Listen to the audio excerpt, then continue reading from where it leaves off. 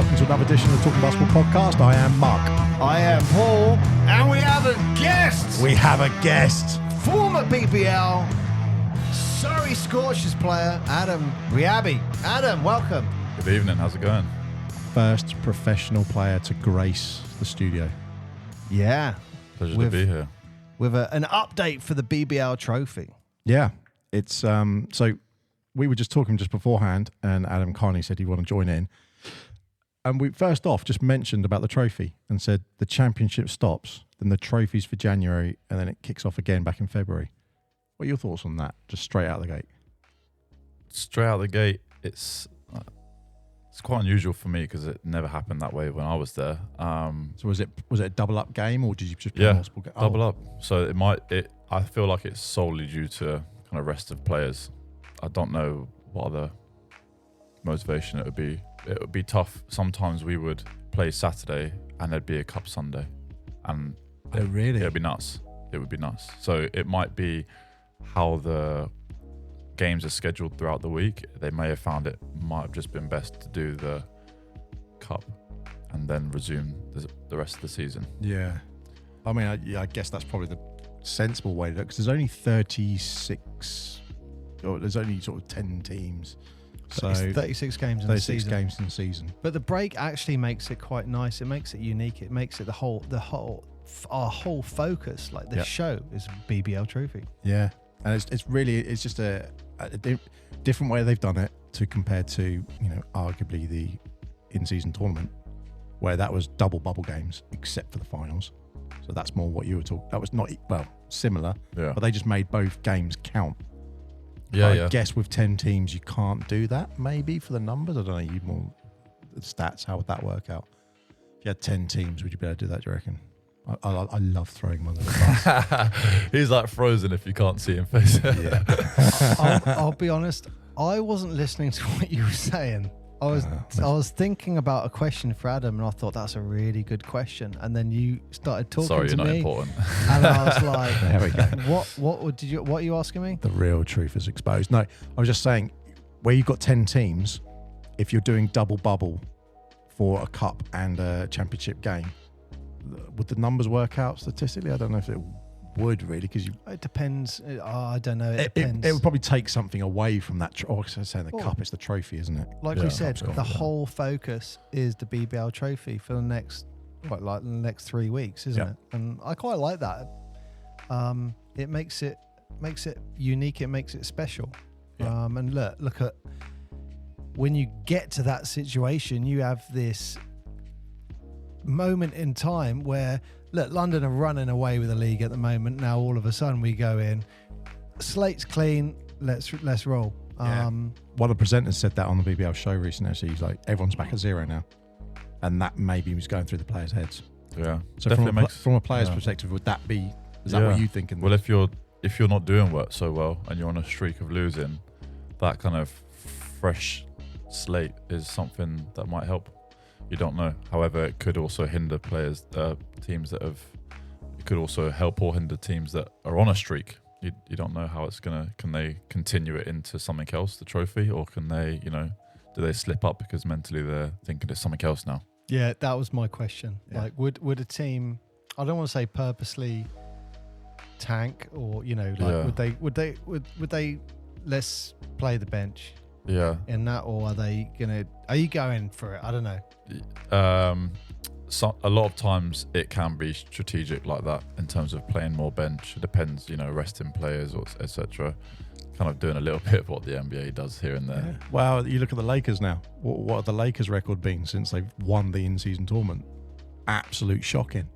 They're pants. And I could be mistaken, but don't they have a bye into the playoffs now? Yeah. Is that right? Or something like that. I heard something about whoever wins the in-season tournament gets straight into the playoffs. There's some incentive for it, but maybe it's that last wild card spot or something like that. All I know is that they, their record has dropped off, and yet they won the in-season tournament. But as Paul pointed out, they had the easiest journey possible to get all the way up to that top bit. It's whereas Indiana actually fought a few beasts off to get there. Yeah, no, it can be different for a player's mindset, because you charge yourself up to win a trophy, the end goal is to be the winners of whatever. So having 2 goals going on at the same time, it's difficult. You can't, as a player, you have to focus on kind of one goal and get there, and then kind of reset and go to the next goal. You can't really have, like, psychologically, it's not really possible to have more than a few things going on at once. So maybe that's when they, like you said, take a step back, and their record so far has not been too good. They got the All-Star game this year as well. Yeah. Vote it. You can vote. Yeah, you can vote. Did you have an All-Star game? Because I think they just said they were bringing it back. No. Yeah, because I think they had it many moons back. I don't know when it dropped off though. I was curious. Dropped off my time. That is back now. So that's good. That's really good. I mean, again, is that if you're, for a player perspective, it's a chance to, I guess you're playing with your peers, but some of them are like you're running beside them rather than fighting against them. Or that's got to be a weird. Yeah. It's a nice feeling, because the players that respect each other the most are the ones that clash throughout the season the most. And then next thing you know, it's like the prime example is NBA and Team USA, when they have to, they all season, all they're doing is trying to beat the guy from the Lakers or trying to beat the guy from Spurs or whatever. And next thing you know, they're all on the USA team, and it's like it brings that chemistry, because you guys know that you would fight in the season. So that way, when it comes to USA playing the Olympics, for example, that player is going to fight for you then. So it builds a good chemistry. Not in the World Championships though. They've kind of missed the boat on that one. Yeah, missed the massive boat. You know what? I just had a and now everyone's signed up. LeBron, everyone is signed up for the Olympics now. They're all in. They're going hard. Yeah. You know what USA is like anyway. They don't take stuff like that lightly, do they? No. So that's it. World champions, remember? To see if anyone can take them on. Yeah. Oh, there's plenty of. Just a thought about the BBL trophy. I'm curious for Adam, with the NBA in season tournament, what was the prize money for every player? 500,000 per player on the winning team. On the second place, it was 200,000, and then anyone who got round to that quarter semi-finals, I think, got 100,000. So now, the third and fourth. That makes a difference. So let's say BBL trophy. Yeah. I mean, they're not going to have $500,000 per player, but let's say they had 100 grand per player. I mean, still that. Everyone's playing then, aren't they? Yeah, you that's said true. 10 grand. It's a lot of money. Doesn't matter what. Here's It's 5 true. grand if you win. Great. Just you won it, and you're getting a bit. Give $1 million to the winning team. Yeah. I think the average salary for BBL is like between 4 and 7K a month. Yeah. Maybe 3 and 6, but it's somewhere along there. Yeah. But that, I mean, Obviously the Lions are an exception. They'll have G League, NBA players that come. That's not going to be a 3 to 7, but the lower teams in the league, it's around there. So in terms of I mean, having the people who own the league happen to own you. You always say this. No. They're not saying, yeah, go on, we're just going to win because we win the league. They're not doing that. No, you know what I'm getting to. They set the rules on the salary cap. Oh, yeah. So what I'm saying is they set the rules on the salary cap, and they are also actually the pocket. Yeah. So, and that is not a bias. It's just a reality. That is the fact. The people who make the rules on that league happen to be the big. Well, so the rules on the league are FIBA. So that's, they don't tamper with those. But the actual, what each team can do, they set that rule. So when you've got, say, Surrey Scorchers, or you've got, say, Plymouth Patriots, do they have the same pot? You could say, oh, we've got a 50 million cap you can have if you want. Great, we don't have 50 million. Oh, okay. And I suppose no matter what any team get, London could offer to take them, could they? So, well, yeah. This is why we're not anti-London Lions. No. It's just that because they got a brilliant win in the Euro Cup.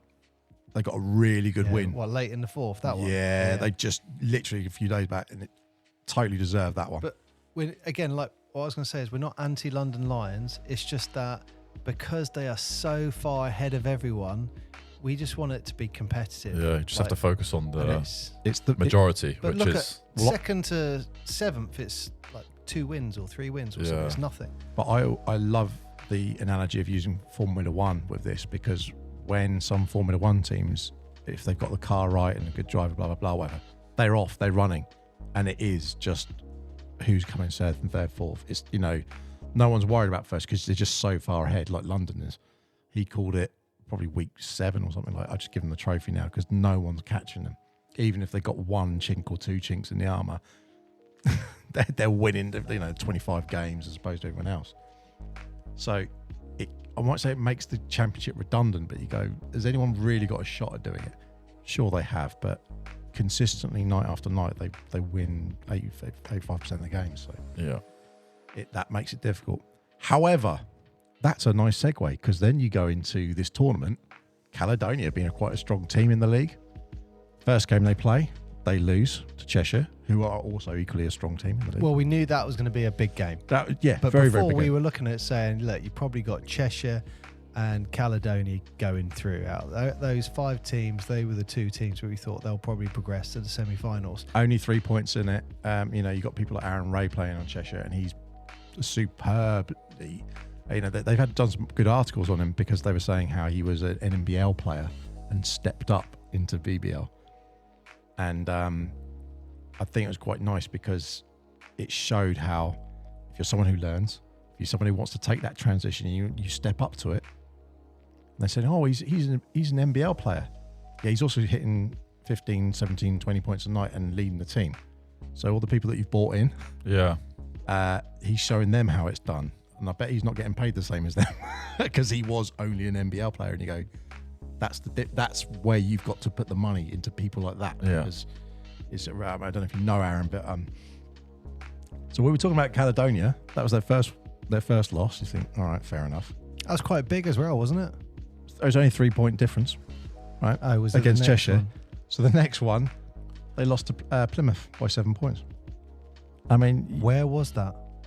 That's got to be at Plymouth. yeah, it was Pat Wright's clearly had involvement in that. Is Plymouth a hard place to go to as for an away game? That pavilion looks so cool. The pavilion is one of a kind, to be fair. The fans back the team so much, as do the Scorchers fans. It's kind of like that similar environment. The kind of backdrop and the lighting at the pavilion is what makes it so different. Is that the one where the court seems brighter than everything else So around nothing else is lit apart from the court. You've said that before, so haven't you? It's a great place to go. It's quite, you know, nice and old fashioned, and obviously the court is obviously super new, but in terms of the venue, it's got like a nice old fashioned feel to it. But it is a tough place to play in, but nowhere that you'd be like, you know, the crowd is so like is too tough or you can't hear each other speak, because there are some places that, you know, I've played in where you can't even hear in timeouts anything. They're really? they're like the toughest places, and that was even like grassroots level, like in Solent Kestrel days, or, you know, playing in the States. It can be like that, so it's not too difficult of a place. But like you mentioned, the pavilion is an amazing place to play in. It looks like somewhere I'd love to go just to experience that, because it, like you say, Yeah. it was that lighting and the way you think, well, hang on, everyone looks dark and you can just see vaguely people. But I always wondered if the court was not blinding for as a player, but you know. No, there's a lot of kind of reflections, and if you kind of look up too much, it can mess you up. But in terms of your shooting, it's not, you know, as a shooter, you kind of look out for stuff like that. It makes a difference, but it's not really too dramatic as far as So I other was thinking if you were places I've played sighting for. a shot up and then you're sort of seeing No, a Well- it's a lot higher than that, isn't it? It's higher, yeah, but if you think about the pavilion, it's the way that the kind of pavilion is, there might be a light that's in the corner, and because the pavilion's so big that it actually is in line with the top of the backboard, so you end up seeing that light, which is what you're talking about. yeah. So like it might not be that it's like the one right above you, you won't be able to see that, but the one that's over in the corner and from each angle that you're, you know, on the court might make a difference on something. But, you know, you see a reflection through the glass in the backboard or something like that. But it's nothing to make a difference about, but it's definitely a different place to play in. That's not a problem we have to worry about, seeing our reflection in glass in it, unless we had a ladder. Oh, good Lord. I mean, flip it out. I'm using any excuse in the book to, I missed a shot. Yeah, I missed it because that light was light. on over there. If you could dim that a little bit and make a difference. As far as when you played there, was Pat Wrights around, the mascot? Yeah. How, like, out of all the mascots, we always talk about Pat Wrights because he seems the one that seems the most Crazy. Yeah, the one who does the most stuff. Do mascots ever play a part in putting players off, or I mean, when you get to professional level, are you are you listening and watching at the same time, or I don't know? Mascots not so much. I'll tell you what we used to look over our shoulder is the kind of half-time or throughout the quarter when they do like bring a guest on and do like a half-court shot. Like you might like be listening to what coach says and then like just use your peripheral to have a look and see if it goes in. Because if it goes in and everyone starts screaming because they just won like I don't know, a season ticket or something, like it's quite funny. But in terms of the mascot now, they never do stuff to kind of annoy or like how like they do in America where they like annoy the other team or something like that. There's never really like that. Now you mentioned the Scorchers. Obviously 20 points they beat Sheffield Sharks by. That is I mean, when you're beating a team by, I won't say 20 points, but when you're beating them by something, that is a significant win, isn't it? A 20-point win. Yeah. It's not a mistake at that point. Yeah. No. So I know Paul said before, like if you're losing by like 3 or 4 points, that's maybe a coaching error. Yeah. If you're missing by that much, there's something physically going on. No, what you're saying that is a quote from Mick Byrne. Yeah. So you remember Mick Byrne? Oh, of course, yeah. So Mick, we played a National League game, and I remember we lost, and I think we lost by 1 point, something like that. Yeah. And he was apologising. I remember thinking, why is Mick apologising? Firstly, Mick's apologising, but he at some point in the coach journey, he said, and this was just his view on it. He said, if a team loses by 1, it's the coach's fault because he's not done something. I don't know. That was just his view on it. Yeah, but when you lose by 20, it's like... If a coach loses by... If you lose by 20, it's the team. If you lose by 1, it's the coach. I don't know. That's what he said to me once. Sometimes it comes down to stuff like that. But... So some of these... A lot of times it doesn't, as well. Like, say like 91, but you're looking at 71. I'd look at that as the offense has done their job, but actually the defense has really kicked in there. Because if you're holding someone to a 71... Yeah. Keeping someone below 80 is... Unless they're that shocking with their shooting, which they might have been, they just might have had one that's... But you're not getting a whole team doing that sort of thing. Yeah. I've literally... he can't help it. Literally showing him the scores. He's looking straight down the box score. Yeah. It's got to be done. You've got to look at my mates, see where they've got to. Saquon Jameson. He had a double-double. 18 points and 10 rebounds. Yeah, Saquon is doing a lot. That's my guy. He's very, very dominant when it comes to offensively and defensively guarding bigger positions, and he's only 6'7", but yeah, very strong presence, and it looks like he's come back more of a defined body, but also adapted a little bit more now to the BBL. Obviously, his first season was with me at the BBL, and then there was a break, and then now it's he's back. Mark, we need to get down to Guildford. Yeah, we need to walk in there. Look, with Adam Riabi tops on. We actually mentioned in Adam's episode, which will be coming up. So check that out and stay tuned for that, because that's a brilliant one. But one thing you mentioned, we actually talked about, was teams fielding 9. So there was 9 people at Sheffield, but 12 listed under Surrey. Yeah. Again, and I think it's injuries, isn't it? Yeah. We saw it with Manchester. We saw it in Newcastle. Yeah, there's one where it was like 7 or 8 players. I just find it so interesting. Like, how can you not have that team there? Yeah, Is it it might be an injury thing? An injury, or people not? I guess at this level, you're not saying someone's not travelling. I mean, we are in the UK. It's not, but it's getting on a bus and so forth. But I mean, the only bright light. I'm just going to show this to Adam is Kipper Nichols. This is the only thing they can walk away from really in the game. Was this superb move that he did here? That's an Adam Riabi move, isn't it? That's an Adam Riabi type move. That is. Yes. That's him getting the ball. Again, look, going through top of the key. Now, boom. Now they're playing at home and they're in the blue kit. We've brought this up before. They were playing, I think, Caledonia there.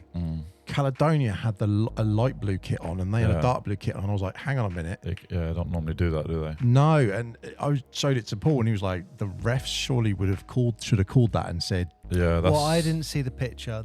The kits were distinctly different blues. When Even I saw it, I was even like, growing up though, they used to, if it was anything of the same color, it was change like change. But Or, I don't know why, but maybe because it's just 80s, 90s, and 2000s. It was always your white kit was home, and your color kit was away. That was just yeah, I did it. But then other leagues do it the other way around, don't they? Where they have the color kits home and the white kits away. yeah. And, well, just from what I saw That's what in you said. Australia, the Adelaide 36ers, they have a dark blue kit which they wear at home, and their white kit they wear away. Yeah, it's that picture. What's your favourite kit you've ever worn Oh, in your life? favorite kit? Yeah. I'd probably say the kit I wore when I played for England. That's the kit I'd probably choose. You can't beat that, can you? Slid that You in, can't didn't beat he? that. Slid that in. Yeah, no. Most proud jersey is probably that one. Yeah. Playing proud, I still pick the England jersey.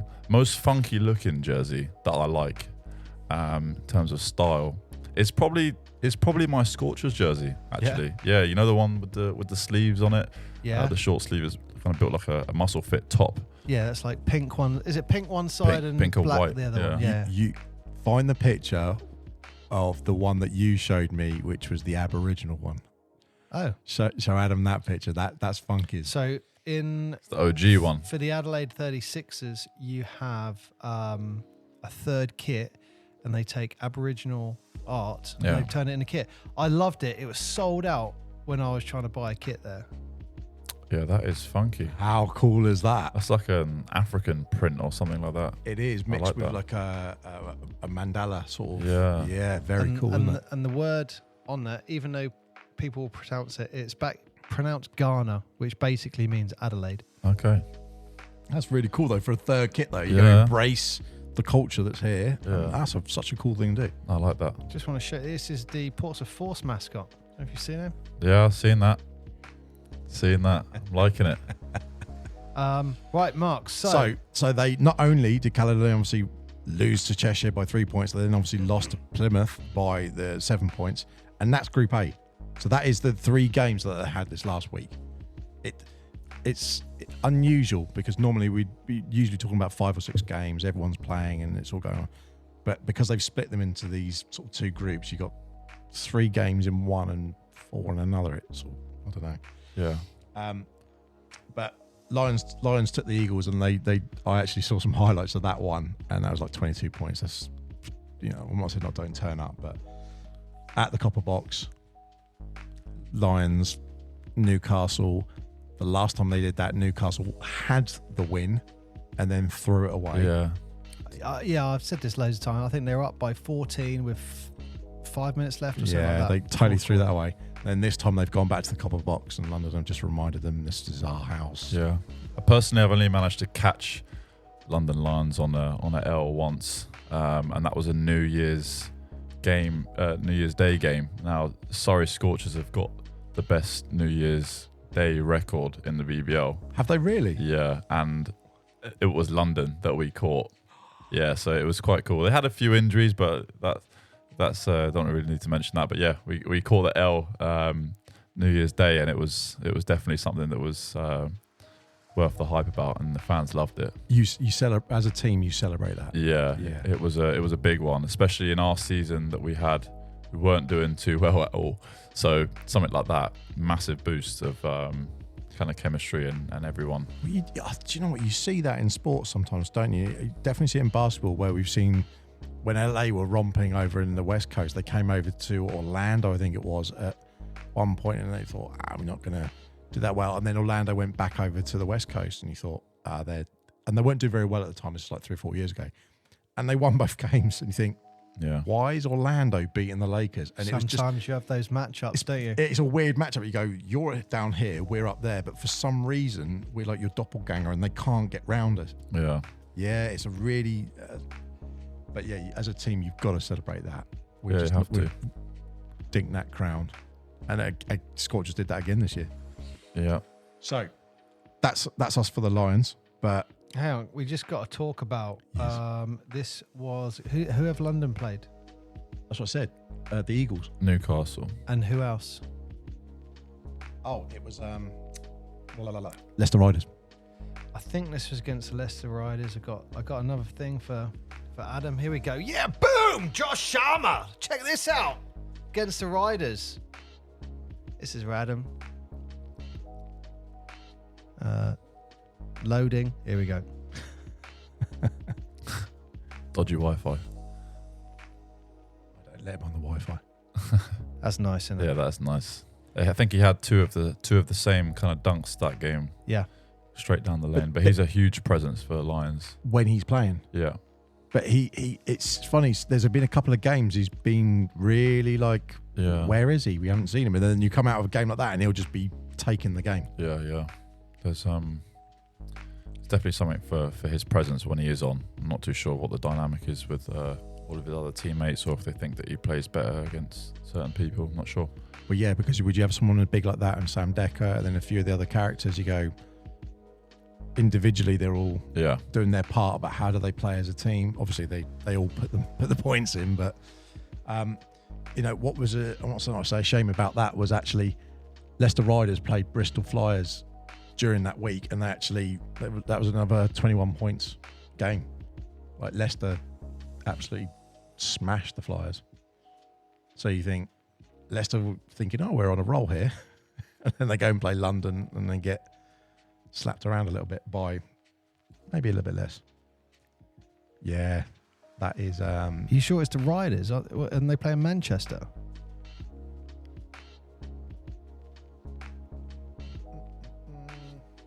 No, Leicester Riders played Bristol Flyers. Oh. What was the score in that? Manchester were playing the Eagles. I just said 95-74. Literally, this is what I put up with that.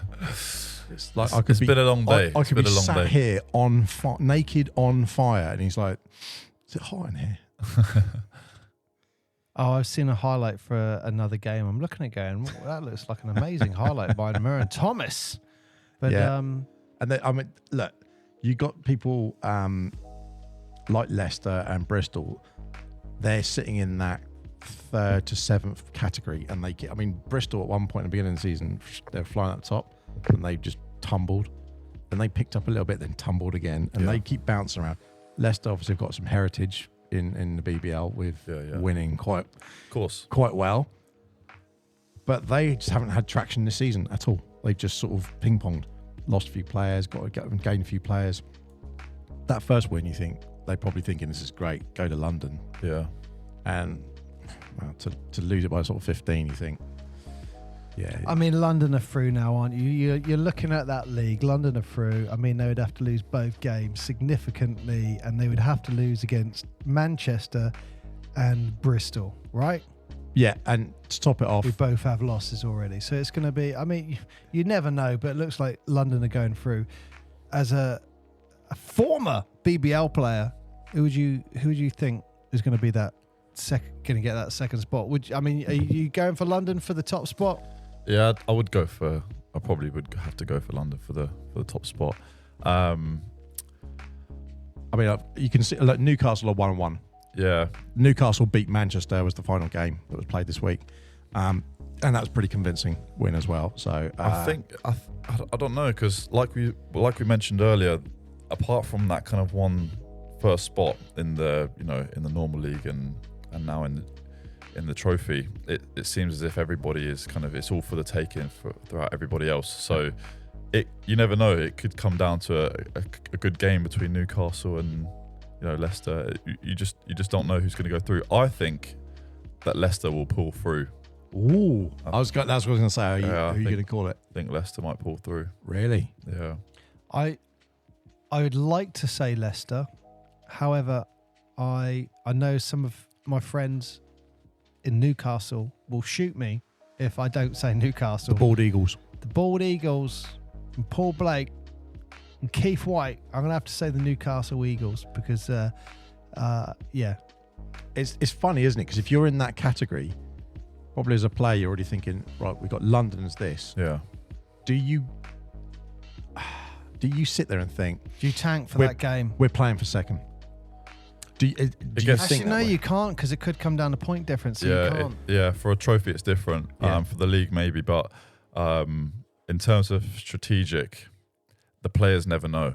So it's almost like maybe the coach, he knows what he's doing with the subs or stuff like that. So it comes Yeah. down to like behind the scenes It's kind a of game thing. being played that Yeah, it's sometimes a just lot of like times chess it's like moves that yeah. the pieces don't know. a lot of times, it's like saying if you finish in the 7th seed, it's better than finishing in the 6th because then you've got an easier way through. It's stuff like that people just do, and they do the same in kind of the NBA and stuff, resting Yeah. players, etc. So that's it. That's Group B. Yeah, And just flipping to Group A again, Cheshire, Plymouth, and Surrey are all on one win. yeah, All three of them are on one win. yeah. Whereas Sheffield's on one loss, but they have only played one game. Caledonia on 2 losses. That's they're gone. I think it's definitely. I think it's over for Caledonia, to be honest. Which is not ironic. I think it's probably the best word, but it's the only one I can think of, given that they famously won that trophy with that Yeah, buzzer Great beater. buzzer beater. Yeah, that absolute in their home stadium. yeah. It was a great game that, and they done well to win that. But That was a heavy shot. yeah, it was. And you could. I know they've done it for the cameras and they've done well with that, but genuinely, when you watch it back, even now, you think, oh, that you felt that they clawed that win. Yeah, To go out now, you think, ooh, yeah. It's tough. Oh, that's tough they're to gonna feel- predict. they're going to It's feel that. tough because, That is really like hard. we spoke about, everyone is kind of all the same as it looks in kind of the standings for Group A. But Come on, Group A, in- let's have it. Group A, like you said, you'd get shot. I'd get shot if I'm not to say the Scorchers. Yeah. I've got multiple people that would have it on. And to be fair, if there something about the Scorchers, if once we get on a roll, Yeah. I say once we get on a roll, we do take advantage of it. And it Okay. seems if things are clicking, they'll click. However, you just don't know because Cheshire do look strong, in my opinion. Yeah. From what I've seen. Yeah, through the league, they've been very strong. Yeah, Plymouth, I think you kind of here and there they'll be really good at some points, and then the next game you'll be like, what happened here? And that's the same for every team in the league, kind of bar the top few. But I think we'll see something interesting definitely in that group. I think, Mark, I'm going to go for Cheshire, and I will go with Adam and say Surrey Scorchers are going to get. You won't get shot. It's all right. You go for someone else if you want.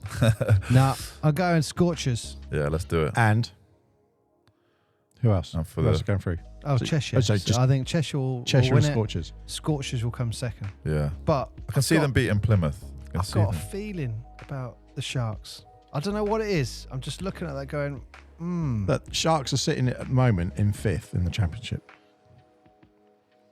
and they're literally they're one game in hand, which is why they're below the Eagles. But that's it. So if the Eagles lose their next game, they're literally tied. Yeah, Cheshire 3rd place, Caledonia are 2nd, and yet in the trophy they're out. So, like you're saying, the league, Plymouth are still in running, Surrey is still in the running.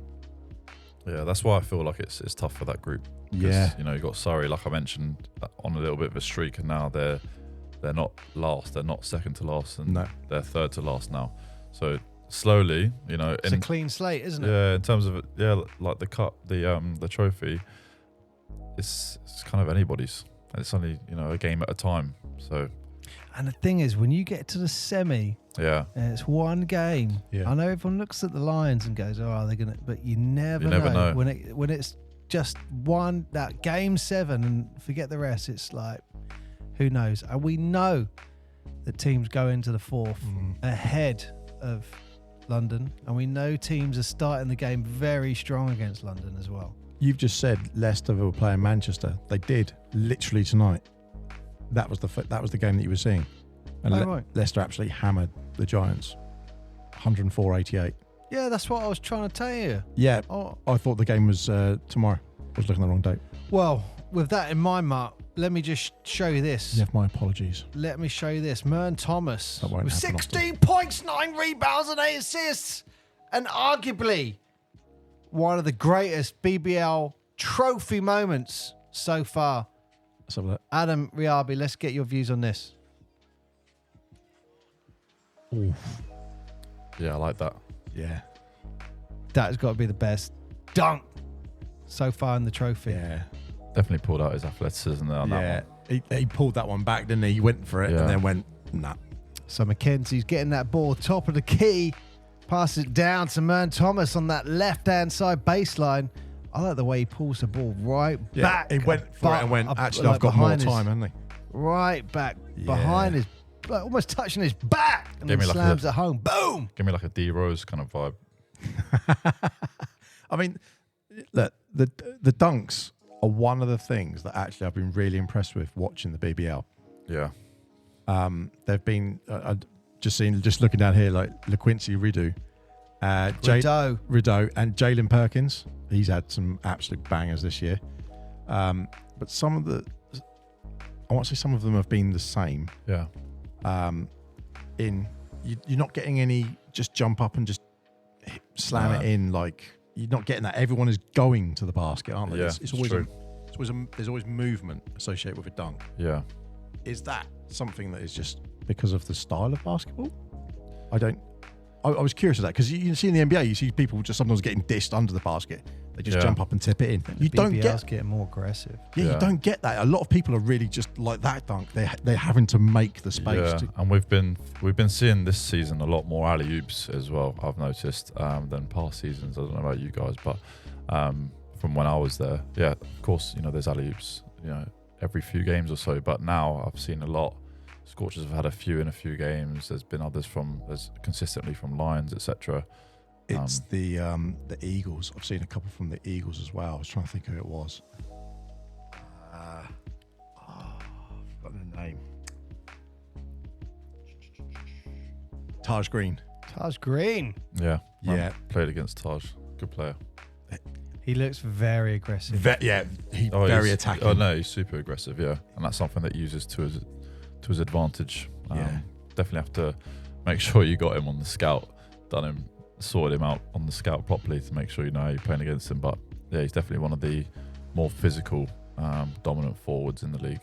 And when you're going into a game like this, you're talking about the sort of scout reports and you're looking at how players have moved, and do you take in how they played when you played them last, or do you look at it fresh each time? Fresh. Oh, really? Fresh. So the answer is both. Yeah. But you more focus on what they've been doing now. So of course there can be a lot of work. So if we've played in 2 different seasons, then you can understand that during the summer people work on a lot of stuff. Mm-hmm. But if it's kind of game to game, you typically stick with the same scout report. Yep. It's too difficult to track every game, every player. So you typically just learn what their tendencies are and just learn how to play against their general tendencies. So what happens with... Mark, can I just say that was a fantastic question? It wasn't bad, was it? That was a great question. So what happens when you have the players moving? Because you brought it up with, I can't remember which player it was, but he was playing on, I think it was Leicester last year, and then now he's playing for someone else, so he was having a homecoming game. There's quite a lot of player movement like that in the BBL. Talking about Evan Walsh. Yeah. Former Scorchers. I grew up with Evan, to be fair. Oh, real? Yeah, he's my age. Good player, but yeah. When you're playing against that, yeah. So you're like, I know him. Yeah. And you even got, that's even, okay, so there's 2 questions there. What happens if you personally know the person as well? That's even worse. That's even worse. Yeah, it's even worse. You can't, if I played against your brother, I know when he's going to do that little turn and try and do his little fadeaway back thing. I could try and block him and I'd be reasonably successful at getting close to him. You can ask him that, but any other player do it. Are you comparing my brother to Evan Walsh? No, but it's because I grew up with these guys, so I literally know when he does that little thing, and you learn. So I've just learned that little nuance. I know what he's doing. I know when he's going to do a crossover because I can see what his body's doing. Yeah.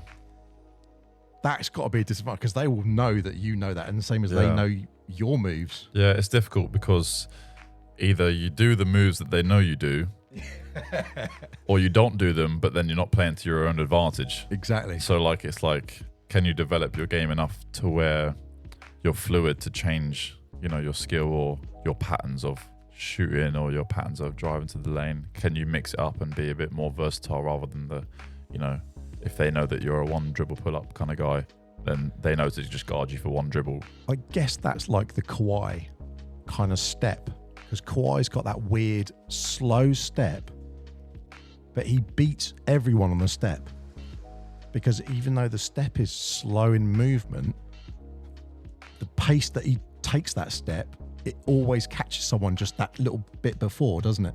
So everyone is expecting it. Everyone knows he's going to do that. You know it's going to happen. You know Dirk's going to do a fadeaway. Just can't stop it. You can't stop it. So then you're just, like you said, playing your way. So what happens when you have these players then that are going from one team to another on a, not for coaching, but I guess that's the coach's call, isn't it?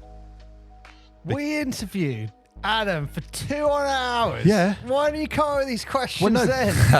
Well, because it's relevant in this BBL Well, they're thing. good Because questions, but why don't you come up with them then? Because then we can get more out of Adam. Using me. No, but well, that's what I say. But I'm curious because of the player movements that we've just sort of mentioned on this. Like, as a player, what do it's like, this guy's played with us for 3 or 4 years. Yeah. So he knows some of our plays. He knows some of our patterns and stuff. I know it's a coaching element. Yeah. But what happens on a... So when you run a play, is he like on the court saying, fellas, it's going over there? Well, if you're a smart enough player, yes. A lot of coaches, obviously with teams changing their coaches, obviously they bring a whole lot of different things, and being a great coach is also being able to adapt every season. So you wouldn't have the same plays every season. You might have the same kind of go-to plays, or kind of standard plays in terms of down on offense. But in terms of, like you mentioned, trying to read the game too much and kind of cancelling out what they're going to do because what's coming. Sometimes they'll know what's coming and still won't be able to stop it. So it's almost like the players aren't so good to where they can stop every single thing. That's not how reality works. But they can try. Great players have 2, 3, 4, 5, 6 options in them, so that once they know one, they can rely. Someone is going to break down at some point. That's when you find those really good offensive teams, which is something that Leicester have done well in the past few years, obviously on their streak of winning trophies, etc. No, that's really interesting. I had a really good question in my head, but Adam's answer just took me so far away. I was really listening to what he said, and then I just, as he was finishing, I thought, what was the question? How was my question? It was a really good one as well. It's gone. So who do you think is going to stand tall above everyone else in the BBL trophy this year? It's got to be the crown. I reckon it's going to be the London Lions. Yeah, they're consistent and they've got the best investment for the best players, and also the coaching is top of the league. So probably see that again. Well, Mark, because of our guest today, I'm going to have to disagree with him. So I'm going to say, sorry, Scorcher's going to win it all. Yeah, go on. Dear. Well, if that happens, I'm in big trouble. That's fun. Yeah, that'd be great. Well, I can go left field a little bit. No, I'm not going to go left field. I'm going to say Cheshire. Wow. Because I think they're absolutely playing their socks off. Yeah. And again, with consistency, they got some bigs, they got some shooters, they got some people who drive. As a team, I think they're really quite effective. Yeah, their point guard, LaQuincy, he's doing a lot of work at the moment. Yeah. I think he's the top in assists for the BBL, and he went to USF, University of South Florida, which was in the same city as mine, my university, when I was playing basketball in Hillsborough. So I used to go over to USF and go and watch them train, and I'd go and work out in their facilities. My partner at the time was the female player there.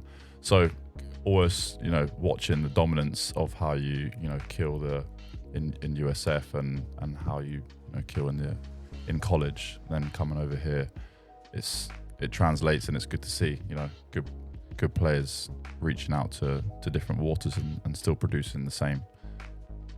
You know what, Mark? We interviewed him for 2 hours and he's still saying stuff, and we're like, what? Yeah, love it. I just wish some of their kits would be just improved. That's what I've got to say. I think Cheshire could do better with their kit. Cheshire could do better with their kit. And that Sheffield kit that you like, the grey one. I like it. I really don't like it. I like it. Doesn't translate on TV. But I'm sure up close it looks nice. NBA players have, NBA teams have, all the money in the world, and they're still getting kits wrong. So I reckon we'll never get there. I mean, Washington with their gold kit. No. Some of it's atrocious, but yeah. lucky this is the BBL podcast. There's I think there's an NCAA kit that has got a grey kit that's amazing. Really? It's not like Sheffield. I'm trying to think who the team was now, but yeah. Well, I mean, Unusual, but yeah. is it not Michigan State? Like that sort of colouring? I don't know. Anyway. It's a baby's kit. It's not that one. Well, that's our wrap up anyway for the BBL. The trophy's been really good in terms of what it's delivering, but I think it's going to be a big week this week, because I think this week is going to be the week that's going to say who's going through and who's not, pretty much. Everyone's had one or maybe 2 games, that's it. Yeah. Anyway, Adam, thank you so much for joining us I on the appreciate second it. episode. We're going to have to get him back again at some point, clearly. Well, I think we're all waiting and anticipating breath to see what Adam's next step in his career is. Oh, yes. Let's do it. We'll be the first to know. We can talk about you then. When you're playing that game, we can come down and bother you. Yeah. That's it. Well, Adam has got his own show on the Talk of Basketball podcast. Fantastic. It is coming out soon. Tune in. Yeah, tune in. Thank you for listening. I've been Mark. I've been Paul. And I've been Adam.